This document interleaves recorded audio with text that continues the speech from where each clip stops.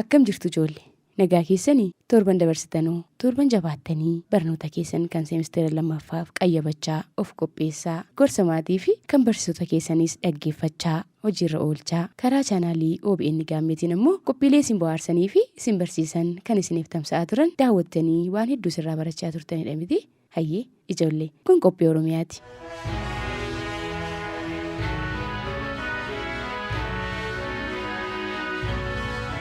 Qophiin Oromiyaa immoo qophii ittiin isin waa'ee uumama hawwatu hedduu Oromiyaan qabduu fi wantoota namni ogummaa garaagaraa fayyadamee Oromiyaadhaaf gumaachee kan daawwattanii ittiin barattanidha.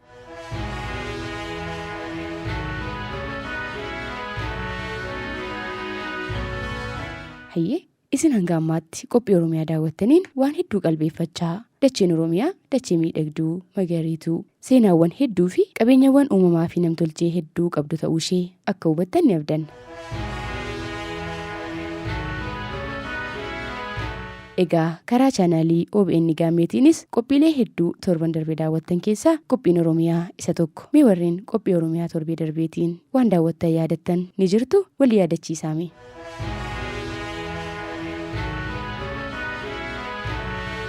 Tolee qaxaleewwan keenya hedduun keessan wal yaadachiistanii qophii Oromiyaa kan torbee darbeetiin waan daawwattan hawwattummaa fi qabeenya Oromiyaan qabdus yaadattanii raajeffachaa akka turtan abdii qabna. Warreen wal yaadachiisaa turtan galatoomaa isiniin jenna.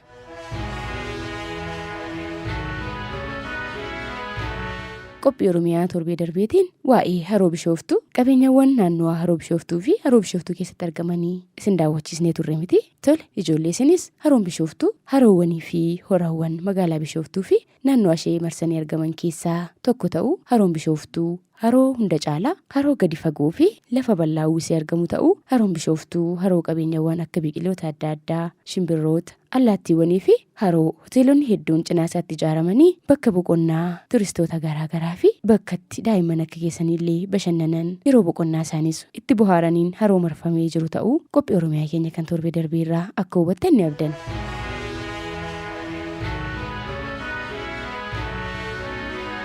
Ijoollee kun qophii Oromiyaa kan torbee darbeetiin waan nuti isiniif dhiyeessinee turre kan isin yaadachiisnedha. Har'as qophii Oromiyaa keenyaan seenaa hawwattummaa fi qabeenyaa magaalaa miidhagduun tokko qabduu isin barsiisuuf qophii xumurreerraa isin yaadaaf qalbii keessan chaanaalii OBN gaammee qophii Oromiyaa waliin taasifadhaatii nu hordofaa isiniin jenna.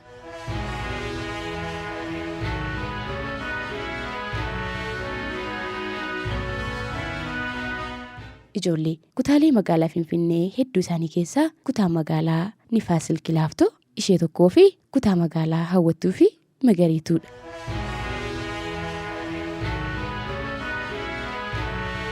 Ijoollee kutaa magaalaa Nifaas Silk Laaftoo osoo hundeeffamiin dura magaalaan Finfinnee gidduu galii gamtaa Afrikaanotaa magaalaan hawwattuu fi handhuura Oromiyaa magaalaan Finfinnee seenaa bal'oo akka qabdu qophii keenya Oromiyaa torbanoota darbanii dura isiniif dhiyeessinee turre.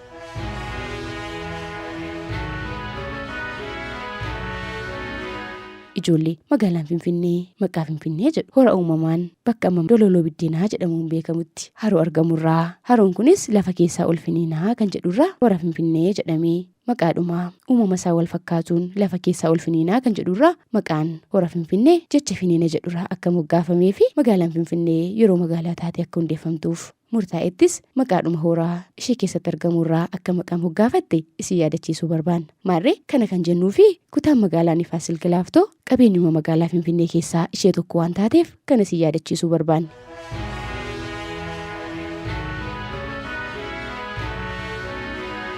Maarree magaalaan Finfinnee erga hundeeffamtee bubbulteen booda adadumaan babal'achaa guddachaa lafa hedduu irrattis ijaarsawwan garaagaraa fi kutaa magaalaa hedduutti qoqqoodamtee buluu eegalte. Maarree akka bulchuuf yookaan bulchiinsaaf ta'utti kutaalee magaalaa hedduu magaalaan Finfinnee qabdu keessaa kutaan magaalaa Nifaas Silk Laaftoos kutaa magaalaa hawwattuuf magariituu taatee bara 1995 akka lakkoofsa Itoophiyaatti of dandeessee buluu eegalte. Sana dura garuu bulchiinsa magaalaa Finfinnee jala akkasumas bulchiinsa naannoo Oromiyaa jala akka turte seenaatu ragaa ba'a.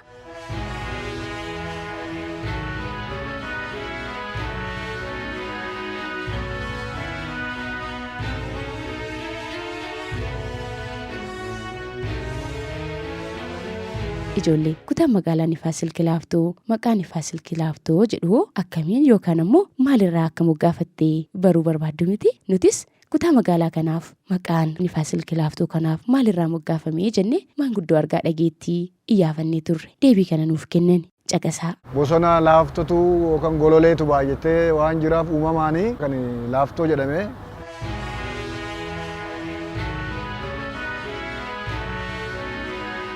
Egaa kutaa magaalaatti magaalaan tokko kan qoodamuu fi akkasiniif galuuf jechuu kooti. Magaalaan Finfinnee magaalaa guddoo fi bal'oo qabeenya hedduu qabdudha waan ta'eef qabeenya isaa to'achuuf akkasumas miidhagina magaalaan Finfinnee qabdu caalaa itti dabalanii daranuu miidhagsuudhaaf kutaalee magaalaa hedduutti qoqqoodamtee bulaa jirti.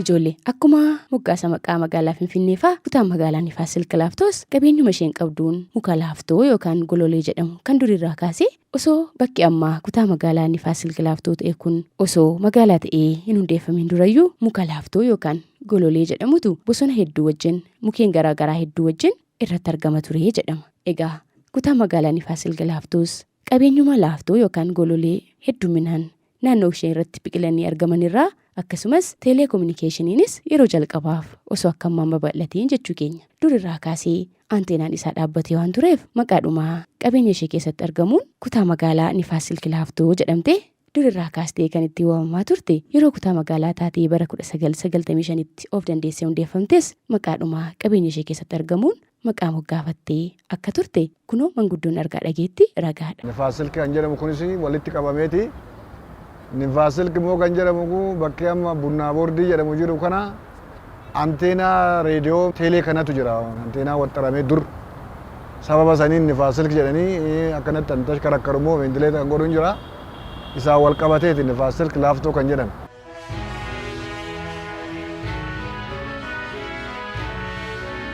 Egaa ijoollee kutaa magaalaa Nifaas Silk Laaftoofis maqaan Nifaas Silk Laaftoo jedhu maalirraa akka moggaafamee fi hubattan miti? Ijoollee kutaan magaalaa Nifaas Silk Laaftoo magaalaa magariituu fi qabeenya hedduudhaan badhaateedha. Kanaaf ammoo ragaan mee daawwadhaame.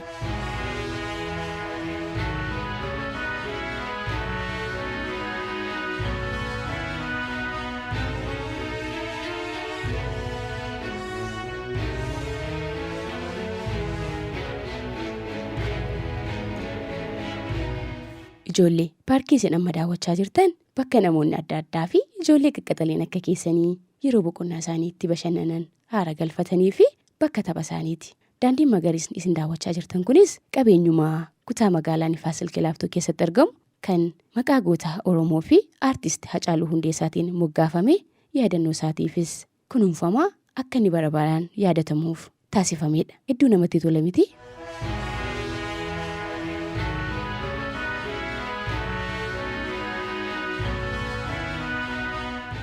Kana qofaa miti ijoollee bakki isin amma daawwachaa jirtan kun ammoo durirraa kaasee Tulluu Araaraa jedhamuun beekama. Egaa Oromoon calliseetuma maqaa moggaasu waan ta'eef bakki Tulluu Araaraa jedhamu kunis bakka itti hawaasni naannoo kana jiraachaa turan wal gahanii jaarsummaa taa'an wal dhabdee furan nama wal lolee yookaan wal dhabees araarsan bakka itti sirna ittiin bulmaata Oromoo inni ta'e. Waa'een sirna gadaa itti mari'atamu bakka kabajaa fi bakka itti uummanni Oromoo naannoo kana jiraachaa ture farda isaallee leenjisee mimmiidhagsee sirna gadaa fi jiloota garaagaraa itti gaggeeffachaa ture akka ta'e seenaatu ragaadha.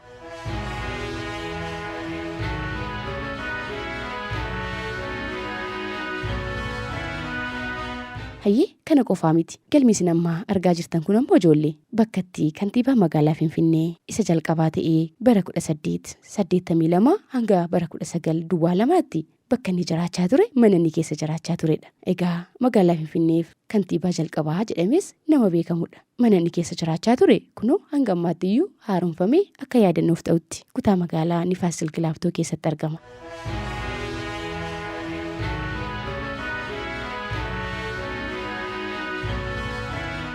Ijoollee kun kan inni isin hubachiisu namni waan gaarii tokko yoo hojjete biyya isaaf bu'aa gaarii yoo buuse jaalala biyya isaa yoo qabaate hojiin hojjetee darbillee dhalootaa dhalootatti ni yaadatamaa jechuudha. Kanaafuu ammumarraa naamusa gaarii qabaattanii kalaqawwan garaagaraa biyya keessaniif maatii keessaniif ofii keessaniif akkasuma biyya keessaniif yoo bu'aa buustan isinis ni yaadatamtu jechuudha.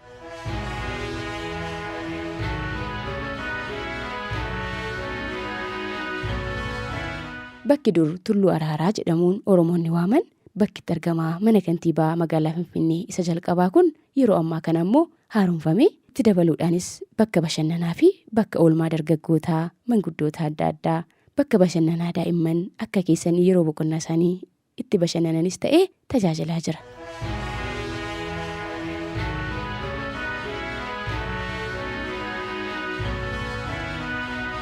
Ijoollee qophii Oromiyaa keenyaatiin seenaa hawwattummaa kutaa magaalaa Nifaasil Gilaaftoo isiniif qoodaa jirra. Egaa kutaa magaalaa Nifaasil Gilaaftoo gamoowwan mimmiidhagoo ijaarsawwan garaagaraa akka biyyattii fi akka Afrikaatti illee maqaa Oromiyaa fi maqaa biyyattii waamsisan hedduu qabdi. Mee daawwadhaamii daandiin saffisaa haala bareedaadhaan injiinera ogummaa gaarii qabuun ijaarame kunis kutaa magaalaa Nifaasil Gilaaftoo keessatti argama. Kun ammoo maal isiniif akeeka beektu? Isinis daldalaa, qotee bulaa, injiinera, paayileetii nama kalaqa garaagaraa kalaqu yoo taatan akkasitti biyya keessan bareechitanii maqaa biyya keessanis ol kaastu ofii keessanis seenaa bareedaa hojjetattu jechuudha. Kanaafuu ammumarraan qophiilee karaa chaanalii OBN Gaammee isiniif tamsa'u yeroo daawwattan seenaas yeroo barattan ani maal hojjechuun qabaa jettanii ammumarraatti xiyyeeffachuu qabdu. Tolee ijoollee hayyee.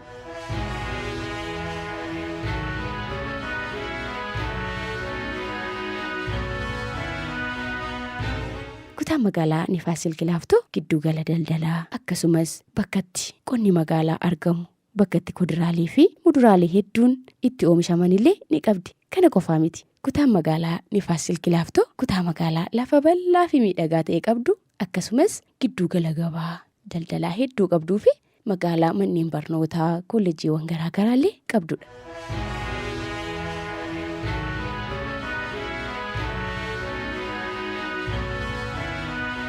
Ijoollee egaa qeen uummanni Oromoo jiru yeroo kamiyyuu lalisaa fi magariisa ta'uusaa isin ragaa baatu. Sababni isaa uummanni Oromoo biqiltuu yookaan biqilaa akka dhalasaa yookaan akka ilmoo isaatti kunuunsa waan ta'eef. Kan ammoo kan godhuu fi biqiloonni yoo hin jiraanne qilleensa qulqulluu lubbuu qabeeyyiin hedduun hafuurfachuu waan hin dandeenyeef biqiloonni kunuunfamuu akka qabanillee hubate kunoo kutaa magaalaa Nifaasil Gilaaftoo keessattis biqiloonni dhaabamanii kunuunfamaa jiran kuduraalee fi muduraaleen hedduun illee qe'ee Oromtichaa daranuu fakkeessaniitu kan isaan argaman. Hedduu bareeda miti? Tole.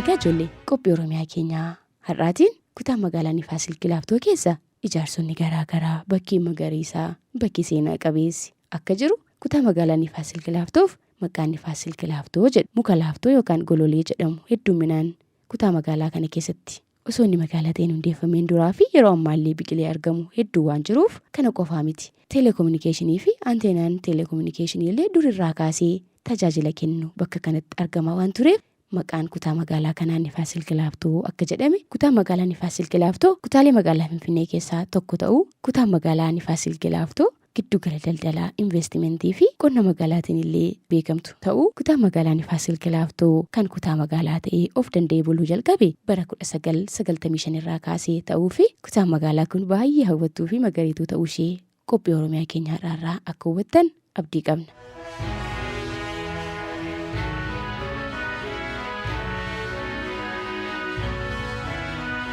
Egaa ijoollee isinis hawwattummaa fi qabeenya Oromiyaan qabdu hedduu daawwattanii isin ammoo barnoota keessaniin ogummaa garaagaraa gonfattanii biyya keessan guddisuuf caalaattiyyuu kalaqawwan garaagaraatti dabaltanii ofii keessan maatii keessaniif biyya keessaniif ta'u akka qabdan isiniif dhaamaa qophii keenya goolabna. Ani Moonaa Naggasaati. Torban qophii Oromiyaatiin mata duree haaraa qindeeffannee deebinaa hangasittuu torban nagaaf jaalalaa qabaadhaa nagaatti.